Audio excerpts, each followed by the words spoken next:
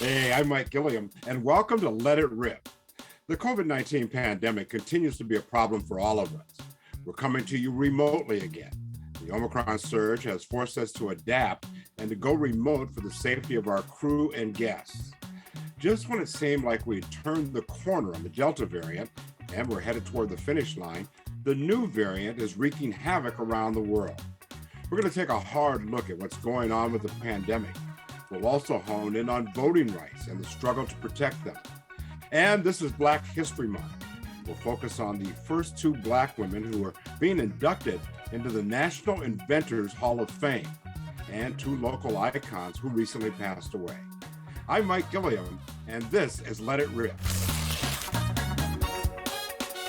First up, COVID-19 and the Omicron variant. Here to help us understand, we start with a great group. Stacey Lee is an associate law professor at Johns Hopkins and holds a joint appointment at the Bloomberg School of Public Health. Dennis Nash is the executive director of the CUNY Institute for Implementation Science and Population Health.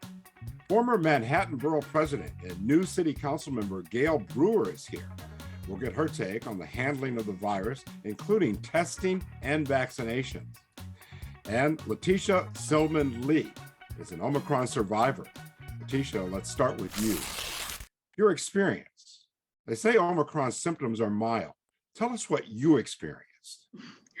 It wasn't a pleasant experience at all. I guess it was mild in comparison to someone who had to go into the hospital and be on a ventilator. So yes, it was mild in that sense, but very serious flu-like symptoms. I experienced being lethargic, breathing problems, loss of taste or smell, and lots of coughing and phlegm and other gross things that happened.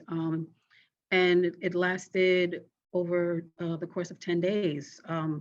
You also had issues with testing, correct? Yes, I did. Tell me about that.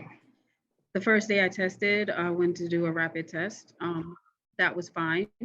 But when I went to test myself again on the 29th, I just got the results from the PCR on the 13th of January, from the 29th of December. Subsequently, I had to take two more tests that I got the results back from before that first test. I waited online for 4 hours for that test. I waited online again for 2 hours for my third test. The lines were incredibly long. It was incredibly cold outside, and we were waiting for what seemed like forever. Council member, is the testing situation in the city right now working, or do you think it's broken? I mean, I've seen a lot of testing sites out there. Yeah, I would agree with the fact that the lines are too long. This is what I understand. And I, as an elected official, we now have testing kits to give out, but even they are problematic. So you've got so many different kinds of testing sites. First of all, you have those that have the tents on the streets, some of which are being sued by the Attorney General. Let's be clear in terms of their lack of information. They say they will have X quickly and it's not performing in that fashion. Then you have the city sites, which are the best. Those are at the hospitals, be it Bellevue, be it Metropolitan, and so on. Then you have the city MDs with very, very, very long lines, and Northwells, and those that have are legitimate sites, but the lines are very long. And now, as of today, of course, under President Biden, you can get, I guess it's covidtest.gov, you can get your own, or, some of the elected officials have been giving out, and the schools have been giving out. But I have to be honest with you, even testing on your own, many elected officials have been meeting with Mayor Adams. To his credit, he's been talking about it. We've been doing this on Zoom, and it's hard to understand. I've done it myself. How do you actually test on your own? Is it being done correctly? The print is very small. He's actually done a video, the mayor, so that people can understand it, but then they have to go to the video to understand how to do the testing. And there are certain languages in the box, but not every language. I would say it's not great, to be honest with you, because yes, I waited in line. I waited an hour and a half at one point. It was freezing cold. So I do think that we don't have the testing down. And you can get that from teachers, you can get that from parents, you can get that from just workers who want to do the right thing. So I think that we need many more city sites. I do worry, I have to be honest, about some of these private operators, obviously making money. Right. But I worry that they're not performing in a way, I hope it's correct in terms of the lab, I don't know. And I also know that it takes much longer than what they advertise, which is why the AG went in there. Mhm. So I think we still need a whole lot of work in terms of that information getting out quickly, and you experienced that. I think it's a problem. Okay. Dennis, what's your take on testing? All the challenges that everyone's mentioning, I experienced too, and it's been a real problem in New York. Looking nationally, though, New York City has been probably has the best access to testing of most anywhere in the country. So there's also that. So nationwide, it's a huge problem, even bigger than New York City. Part of it stems from the fact that the federal government never really planned for a surge like this, where we would really need so much testing. Their strategy has pretty much been, everyone get vaccinated, everyone gets boosted, but no real other things to layer on top of that. And as a result, we found ourselves blindsided with this massive surge of COVID. Given that was the situation we were faced with, probably there should have been a plan about how to deploy those tests in such a way that we get the tests to the people who need them the most at the right time, right? Obviously, people who are ill and need a diagnosis and treatment need to get tests, and they shouldn't be waiting like that outside in line. Then there are things like first responders and healthcare workers. They shouldn't be waiting for tests either. We're also making it a big priority to keep schools open, yet there's not enough testing to really do it. So we need to be able to have, when there's not enough tests to go around, when there's not enough tests for everybody who wants to get tested for any reason, we need to think about how we triage the testing. And that's not a conversation that's even started in New York yet, let alone nationwide. Now, another part of the problem has been the unvaccinated. And now the Supreme Court has struck down the Biden administration's vaccine mandate for large companies, but allowed it for federal workers. Stacey, is that decision a correct one? No, it isn't a correct decision. The Supreme Court came down in a 6-3 decision that because COVID is what they call a universal risk, that OSHA doesn't have the right to mandate the vaccine. Essentially, OSHA is responsible for workplace safety. So if there's a grave danger that an employee is exposed to at the workplace, the ETS gave them the authority, or the OSHA Act gives them the authority to regulate the workplace. The Supreme Court, in looking at the challenge that came before it, said, yeah, COVID happens at the workplace, but it also happens outside of the workplace. And the OSHA Act isn't broad enough to allow OSHA to regulate public policy.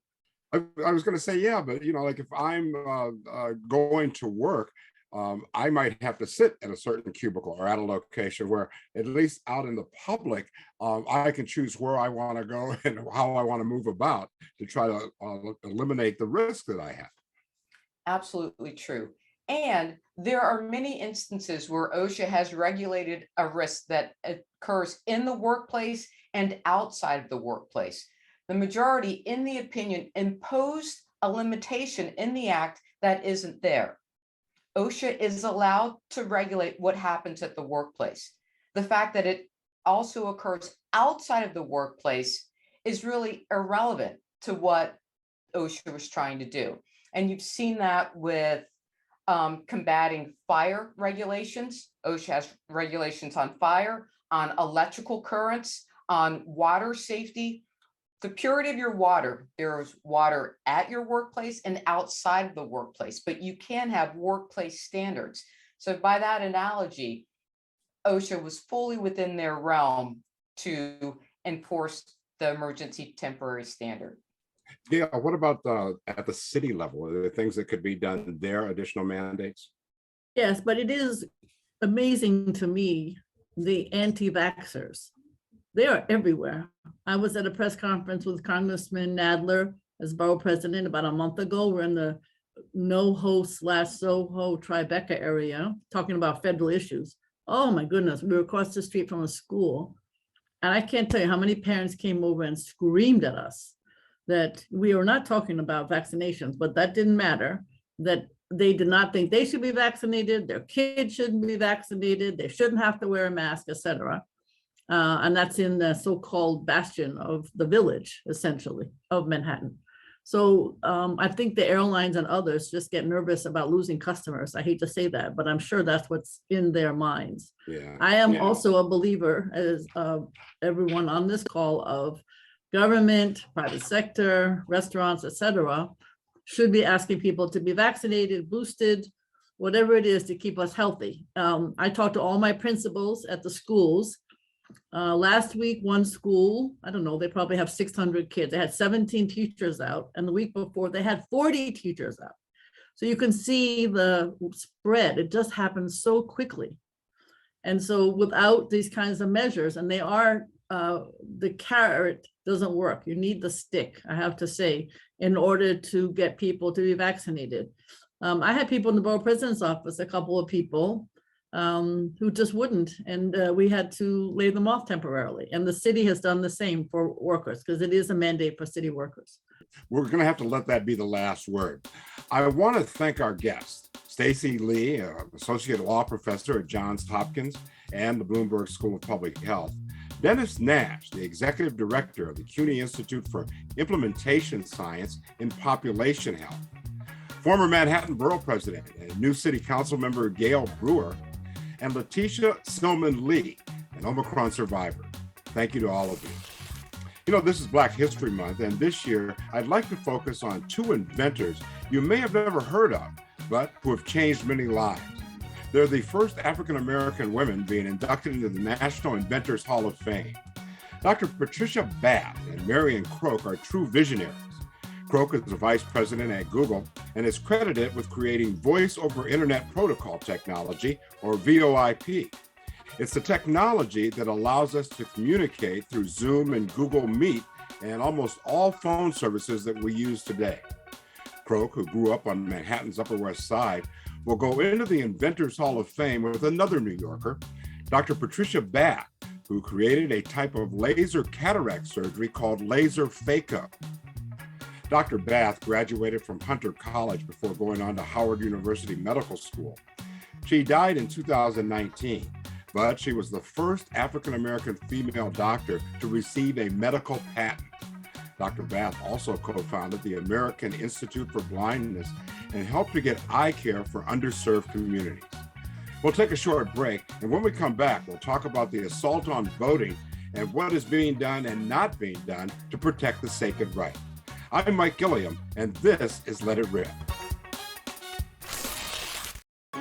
You're watching CUNY TV, the City University of New York. Welcome back to Let It Rip. I'm Mike Gilliam. Voting rights are under attack across the country. Republican state legislators in many states have passed new laws to make it harder to vote and to change the people in charge of making sure elections and the results are counted fairly. There has been lots of talk about protecting voting rights at the federal level by passing the John Lewis Voting Rights Advancement Act and the Freedom to Vote Act. But with all Republicans in the Senate opposing the measures and two moderate Democrats unwilling to get rid of the filibuster for this issue, it's been an uphill climb for Democrats. We have two guests. Antonio Lewis is an Atlanta City Councilman and the founder of Organize to Mobilize. And Reverend Dr. Liz Theoharis is co-chair at the Poor People's Campaign and director of the Kairos Center. Welcome. Rev, let's start with you. Democrats ran on a number of issues, and voting rights was right at the top of the list. Is failure here something that could cause people of color who push President Biden into the White House, something that could result in Blacks staying home and not voting in the next elections? Well, we've already seen two presidential elections without the full protection of the Voting Rights Act. And now, with 19 states passing more than 30 voter suppression bills, 400 of them being introduced in 49 states across the country. Really the biggest attack on voting rights since Reconstruction and the Civil War. We are in desperate need of not just saving a particular party, but saving our whole democracy. And indeed, who is targeted the most by voter suppression laws are poor people and people of color, Black and brown and Native. And so I think I think we have a lot to be worried about unless we actually restore the Voting Rights Act and then expand on voting rights, including same-day registration, early voting, all kinds of things that so many places do not have, because it's very serious. 1/3 of the electorate in the United States right now is poor and low-income people, and yet whose really votes are being cast about and bridged are people of color and poor people. Mm-hmm. Antonio, what are you hearing?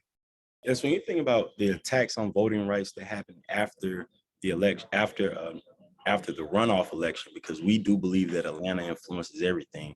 After we actually sent 2 senators, one a Black senator for the first time in a deep South red state, they changed the laws because more people actually voted the right way. And so I think that what happened was the folks that lost actually got an opportunity to change the laws. And we live in states like my state of Georgia, where we passed House Bill 202, in which now they can actually change the election. Donald Trump called our Secretary of State, and the conversation was recorded. And he didn't say he needed 20,000 more votes. He said he needed every single vote plus 1 on top of Joe Biden. He gave us an exact number of the amount he wanted to find. And I think that's the route that America may be going to if we don't pass the John Lewis Voting Rights Act. Okay. Did the Biden administration wait too long to deal with this whole voting rights issue, given that it was a campaign promise to their base? Let's hear from you first, Rep. So indeed, we should have seen voting rights, economic investments in the people, raising wages, and infrastructure all entered together. The Poor People's Campaign, a national call for moral revival, has been saying that from the beginning. And in fact, we should have seen action on voting rights before that even, because again, this is about attacking the very fabric of our democracy. But when you separate it from the infrastructure bill that had bipartisan support, when you separate it from raising wages, which was another campaign promise that has yet to be seen, when you separate it from, the child tax credit and investments in the people, then you kind of bifurcate. And when you bifurcate like this, then when the issues like this, then the populations that are there to be impacted, to be lifted up from the bottom, are not able to kind of rally around the same things. And so yes, this is way too late. Using MLK Day and then not, being able to get it done is a disservice to who Reverend Dr. King was. And it should have been done, immediately after, one of the first things, and it should have been done together with all of the issues that are concerning the infrastructure of our daily lives, the infrastructure of our democracy, and the infrastructure of roads and bridges. Mm-hmm. Antonio, how do you feel about that? Would you characterize it the same way? Understanding what politics is, you got to strike while the iron's hot sometimes. I think that we sent Senator Warnock and Senator Ossoff to DC with a mandate. I think that John Lewis, we knew we was going to name it John Lewis Voting Right Bill before we sent them to DC. I think that the John Lewis Voting Right Bill should have been one of the first things that they did. Do I think that the filibuster was the reason why? Do I think that President Biden tried to be as presidential as possible? Because I know we haven't seen a president acting presidential in about 4 years in our country. So President Biden actually tried to work with the other side. Didn't work. I think he didn't know what type of Congress he was dealing with. And so had he known what Congress he was dealing with, I think he would have passed it. He would have ended the filibuster, and he would have promoted that the Senate end the filibuster. And he would have promoted that we passed that bill immediately. Mm-hmm. Well, what do you think should happen now? Organize and register? No, I think that bill needs to be passed. I think that we have to we have to lift the filibuster so that the Senate can actually get to work. Because as you see, everybody's not voting. If you look at the Civil Rights Act, last time it was passed, it was everybody voted for it. We had Republicans, we had Democrats, both crossing the aisle. We no longer have that. We have hyper-partisan politics and even common sense legislation like voting rights for people is partisan. Reverend, how do you break the logjam here? How do you get this passed? So, I mean, we have been trying to put the kind of pressure that we have to on Senator Manchin, on Sinema, on the Republicans who should be upholding the democracy and not, allowing for people's right to actually elect leaders that represent them. And so we're going to have to keep on protesting, keep on agitating, keep on, litigating. Already in states across the country, we have folks, that are seeing the impact of these bills, seeing the redistricted maps, and realizing, what impact this is going to have on stuff. And so, indeed, we're continuing to put the pressure on, and what we've been saying also, poor and low income people have been saying that our deadline isn't yesterday or the other day. Our deadline is when we win. It's victory, and so we're going to keep on pushing until we're able to win. What about pressure on Manchin and Sinema? Because they seem to be holding up on the filibuster. Well, indeed. I mean, Senator Manchin lives in a state, West Virginia, that has 79% of people that support expanding and protecting voting rights. Lives in a state where, the vast majority of people want to see economic investments. And yet, he keeps on saying he's upholding the filibuster. He's not passing these bills because he's trying to do the will of the people. Well, we have been showing, and the people of West Virginia have been very loud and clear about this, but we're not hearing it enough, that he does not represent them. And this is not, that folks are very clear that Manchin is not a West Virginian for as far as many people from the state are saying, because indeed he's blocking the very values and the very priorities that people in the state have. I think we have to hear from people like that. I think we need President Biden to go to West Virginia. We've been saying this for months now. He needs to go to Arizona. He's the president of the whole country. He should put forward poor and low income leaders who are being impacted by voter suppression, impacted by low wages, and make that the face of this fight for voting rights. Make that the face of the fight for a Build Back Better agenda, and not have just all the attention going on a couple of senators who clearly are enjoying the attention, but have no intention of actually fulfilling the will of the people that put them in those very offices and who can take them out of there. And so I think that the attention has to go to the people. Why this is important, people are clear, and what people are doing to keep on organizing and raising the issues. Well, that's going to have to do it. I want to thank our guests, Atlanta City Councilman Antonio Lewis and Reverend Dr. Liz Theoharis, co-chair of the Poor People's Campaign. Thank you both. As we celebrate Black History Month, we take time out to recognize the lives of two men we recently lost who truly made a difference in the community. James Mtume and Judge Bob Pickett, two of the hosts of the KISS FM and WBLS Sunday morning show, Open Line. Mtume was a chart-topping musician and activist. Bob Pickett was one of the original hosts of Open Line, along with the late Bob Slade and Mtume. He was an attorney, a former judge, and founded the African American Fund in New Jersey. They will be sorely missed. That'll have to wrap us up here. I'm Mike Gilligan. We'll see you next time on Let It Rip.